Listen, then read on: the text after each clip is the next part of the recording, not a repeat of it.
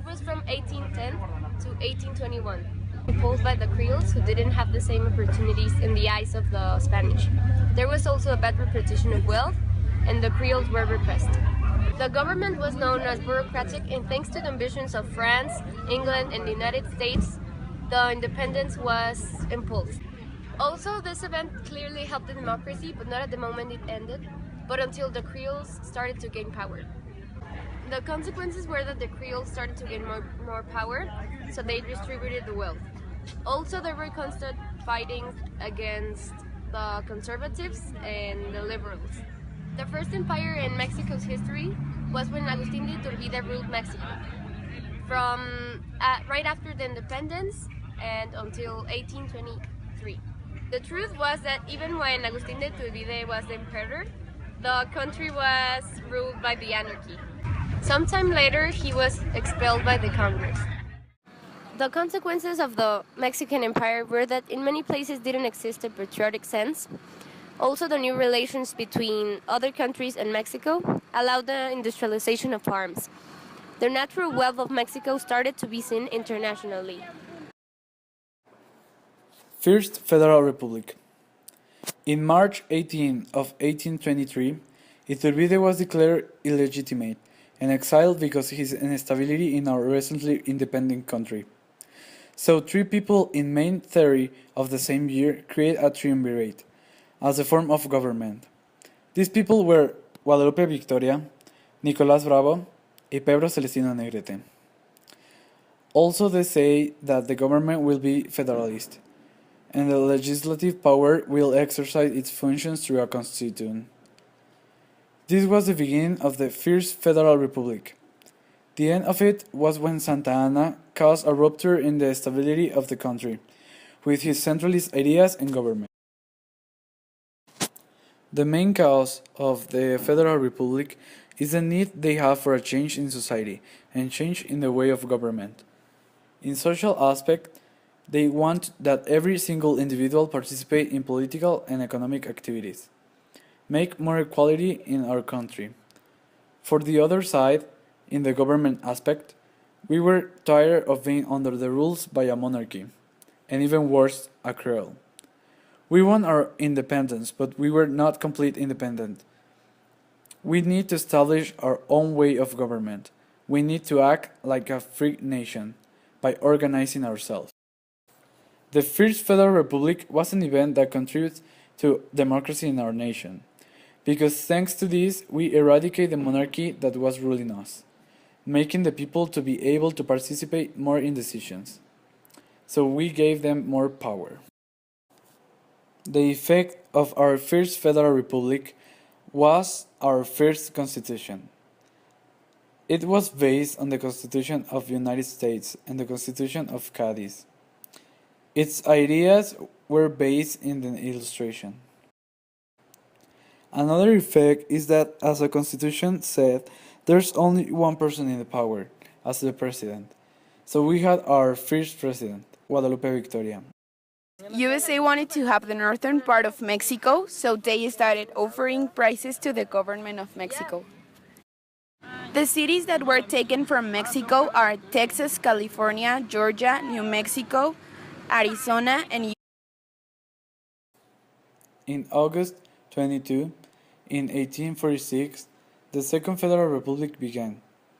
After Santa Anna's centralist dictatorship, the Constitution of 1824 was reestablished, but the centralist power continued having a deep impact in our country. There were two presidents that did the best for continue with this federal regiment, José Joaquín de Herrera and Mariano Arista. Herrera has some problems in office. Mariano Paredes Arrillaga took up arms, accusing the traitors who signed the Treaty of Guadalupe, and the supporters of Santa Anna claimed that he better come again to assume the presidency. The good thing is that he solved all debts we have. After him, Mariano Arista took the presidency. He was weaker than Herrera. He overcame with the conservatives and they took advantage from him. And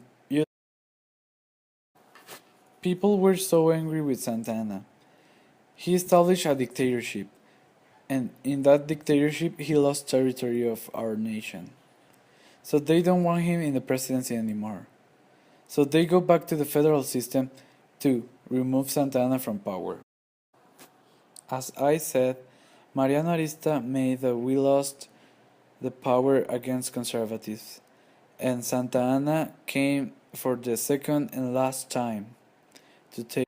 It was proclaimed in Ayutla City, March 1st, 1854, against Santa Anna's government, and it was written by Juan Álvarez, Ignacio Comonfort, Trinidad Gómez, Diego Álvarez, Tomás Moreno, y Rafael Benavides. Established ignoring Santa Anna's government and the way of electing a president. It contributes to democracy because Santa Anna's government wasn't a democratic one, and Plan de Ayutla wanted to eliminate Santa Anna. Was a movement created by the conservative people in 1858. The reason of this was that they want to remove the liberal constitution of 1857. It was a conflict between Juárez and Zuluaga. They both want to be presidents from Mexico, and as a result, Guerra de Reforma began. This movement didn't help democracy. Guerra de Reforma was a war that helped democracy. This happened between the years 1858 to 1860. The reason for this to be done was the plan of Tacubaya. This war still conflict between Juárez, liberal, and Zuluaga, conservative. The war was won by Juárez, bringing as a result being Juárez the president of Mexico between 1860 to 1864. The Empire of Maximiliano, from 1864 to 1867.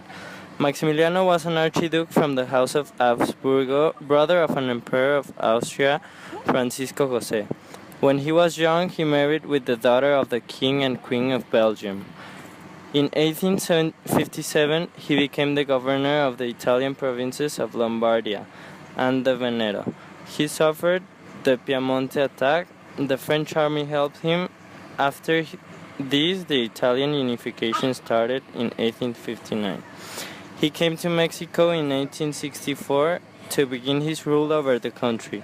Napoleon III sent French troops to protect Maximilian from the opposition of the Republicans. Most accounts say that this gentleman had the best intentions in coming to Mexico. He published the Estatuto Provincial del Imperio Mexicano in 1865. The United States didn't want any presence of France in Mexico because they saw it as a threat to Western Hemisphere. Even though the United States were distracted with their civil war, so they didn't do anything until 1865. Maximilian was captured on May 15 on the 1867 in Querétaro. He paid to the people that was going to kill him for them not to shoot him in the head because he wanted his mother to see him one last time in his coffin. José de la Cruz Porfirio Díaz Mori was a Mexican general, president, politician, and dictator. He ruled Mexico for 35 years from 1876 to 1911. His period of rule, referred to as the Porfiriato, was marked by great progress and modernization, and the Mexican economy boomed. The benefits were felt by very few, however, as millions of peons labored in virtual slavery. He lost power in 1910 and 1911 after rigging an election against Francisco I. Madero, which brought about the Mexican Revolution in 1910 to 1920. He led several victories against the French, including the very important Battle of Puebla on May 5, 1862, the event that is celebrated on Cinco de Mayo of each year. In that battle, he became a war hero. He was much loved by many Mexicans. They named their streets and their babies after him. Porfirio Díaz stayed loyal to Benito Juárez for a long time, until the French were repelled, order was restored, and Juárez became president of Mexico in 1968. But soon after Juárez's election, Díaz decided that he himself was interested in parlaying his fame into power. He led a revolt against the Mexican president that failed. He served briefly in Congress as a delegate from Veracruz, but he continued to fight, gained control of the central government, and finally in 1976 he was able to defeat the federal troops. He declared himself President of Mexico soon after.